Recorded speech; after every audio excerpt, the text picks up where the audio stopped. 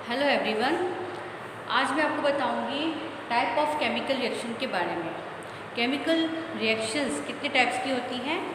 Combination reaction, decomposition reaction, displacement reaction and double displacement reaction.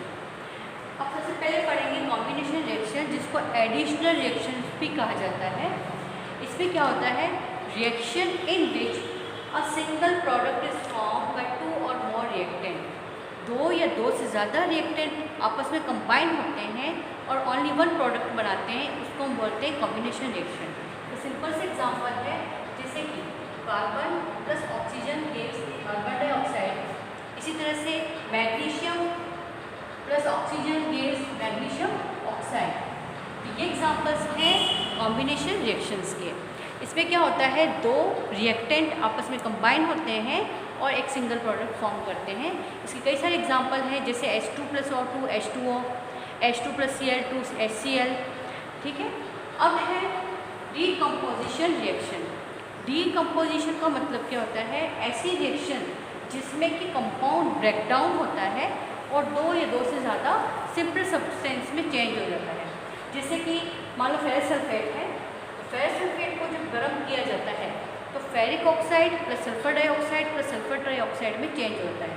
तो decomposition reaction का ये है कि एक ही सिंगल कंपाउंड आप टूटता है दो या तीन अलग अलग सिंपल सब्सटेंसेस में। इसके तीन एग्जांपल से तीन टाइप्स की होती है ये।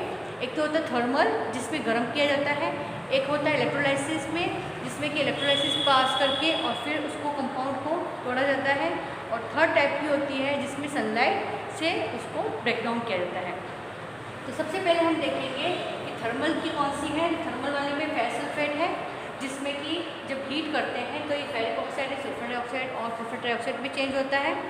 और इलेक्ट्रोलाइसिस में एग्जांपल है, जैसे सोडियम क्लोराइड है या फिर वाटर है, तो उसको जब इलेक्ट्रोलाइसिस किया जाता है तो अपने सिंपल सब्सटेंस यानी कि NaCl टूटता है Na+Cl2 में। इसी तरह से H2O H2+O2 में ब्रेकडाउन होता है। इसी तरह से सनलाइट के थ्रू किया जाता है, जैसे कि सिल्वर ब्रोमाइड है, तो उसके ऊपर जब सनलाइट गिरती है सिल्वर ब्रोमाइड चेंज होता है सिल्वर एंड ब्रोमीन में। तो डीकम्पोजिशन रिएक्शन थ्री टाइप्स की हो गई: thermal, by electrolysis and by photolysis. Next होता है डिस्प्लेसमेंट रिएक्शन। ये रिएक्शन ऐसी है जिसमें कि एलिमेंट जो होते हैं दूसरे एलिमेंट को क्या करते हैं? डिस्प्लेस करते हैं। In a chemical reaction, one element is replaced by another. एक एलिमेंट दूसरे एलिमेंट से रिप्लेस हो जाता है, अपनी पोजीशन से अलग हो जाता है। जैसे कि सबसे अच्छा एग्जांपल है इसका कॉपर सल्फेट। कॉपर सल्फेट की सॉल्यूशन में जब फेरस यानी आयरन एल्स को डालते हैं तो उसमें जब रिएक्शन होती है तो फेरस क्या करता है? कॉपर सल्फेट में से कॉपर को रिप्लेस करता है और खुद का बनाता है, फेरस सल्फेट बनाता है, और कॉपर जो होता है वो रिप्लेस हो जाता है।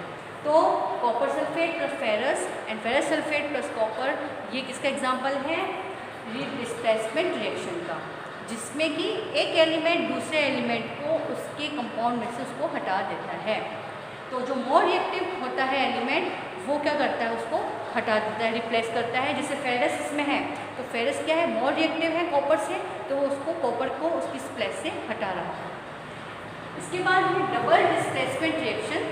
डबल डिस्प्लेसमेंट रिएक्शन ऐसी रिएक्शन जिसमें रिएक्टेंट जो होते हैं उसके आयन का एक्सचेंज करते हैं। तो reactant ion exchange place to form new products, और इस तरह से जब आयन से एक्सचेंज करते हैं तो नए प्रोडक्ट्स फॉर्म होते हैं। इसका एग्जांपल है, जैसे sodium chloride plus calcium sulphate है, तो सोडियम क्या करेगा? सल्फेट से रिएक्शन करेगा और सोडियम सल्फेट बनाएगा। और कैल्शियम क्लोरीन से करेगा, क्या बनाएगा? क्लोराइड से रिएक्शन करके कैल्शियम क्लोराइड बनाएगा। तो sodium chloride plus calcium sulphate, sodium sulphate और क्या बनाएगा?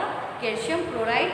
इसी तरह से लेड नाइट्रेट है और NaCl के साथ रिएक्शन कराएंगे, तो इसमें क्या होगा? Na जो होगा, सोडियम जो होगा NaNO3 से रिएक्शन करेगा तो बनाएगा सोडियम नाइट्रेट। और लेड क्या करेगा? क्लोराइड से रिएक्शन करेगा और बनाएगा लेड क्लोराइड। इस तरह से ये क्या करते हैं? आयन के एक्सचेंज करते हैं और क्या करते हैं? एक नया प्रोडक्ट बना देते हैं। तो ये सब तरह की जो रिएक्शन है इसमें वापस बता देती हूँ। कॉम्बिनेशन में क्या होगा? दो रिएक्टेंट आपस में मिलेंगे और एक प्रोडक्ट को फॉर्म करेंगे। डिकम्पोजिशन में डिकम्पोज होता है यानी एक प्रोडक्ट टूट करके दो या दो से ज़्यादा प्रोडक्ट्स बनाते हैं। फिर डिस्प्लेसमेंट में क्या होता है, डिस्प्लेस करता है यानी कि एक एलिमेंट जो मोर रिएक्टिव है दूसरे एलिमेंट को रिप्लेस करता है उसकी जगह से। और डबल डिस्प्लेसमेंट में क्या होता है, आयन का एक्सचेंज होता है। इसके मोर एग्जांपल्स उसकी डिटेल में नेक्स्ट वीडियो में बताऊंगी। Thank you.